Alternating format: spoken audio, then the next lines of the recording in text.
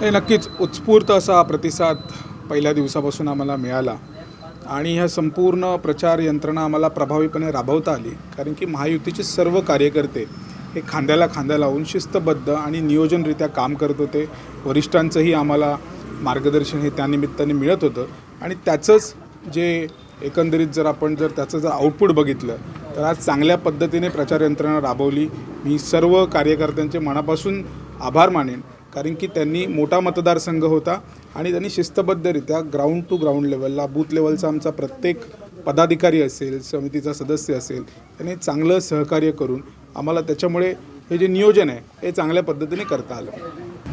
हे बघा, उबाटाने आम्हाला सर्टिफाय केलं की आम्ही विकासाचं काम हे जर कोण करू शकतो तर आम्ही महायुतीचे जे उमेदवार आहेत ते करू शकतो, कारण की त्यांच्या संपूर्ण जर तुम्ही जे काही तुम्ही पहिल्या दिवसापासून जे आजपर्यंत जर बघितलं त्यात एकही पॉझिटिव्ह असं रिमार्क्स नव्हते. सगळे कन्फ्यूज करणारे फेक नॅरेटिव्ह त्यांनी वापरले आणि ज्यावेळी आपल्याला एखादं चांगली गोष्ट करता येत नाही त्यावेळी माणूस सगळ्यांना कन्फ्यूज करण्याचा प्रयत्न करत असतो. पण याही वेळी जसं विधानसभेत घडलं, मागच्या लोकसभेत घडलं, नगरपंचायतीत घडलं, त्यांनी खोदलेल्या खड्ड्यामध्ये तेच पडतील आणि महायुती प्रचंड मोठ्या मताधिक्याने फक्त इथेच नाही तर जिल्ह्यात सर्वत्र मोठ्या मताधिक्याने डॉमिनेट करेल.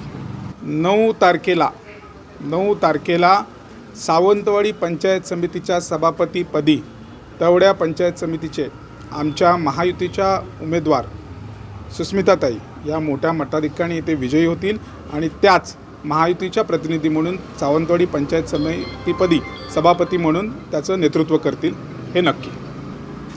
नाही, हे बघा, निवडणुकीत प्रयत्न करणं हे आपल्या हातात असतं आणि आम्ही एक सांगतो की कार्यकर्त्यांचं जे पूर्णपणे जे नियोजन आहे त्याच्या आधारावरती विजय हा 100% आहे.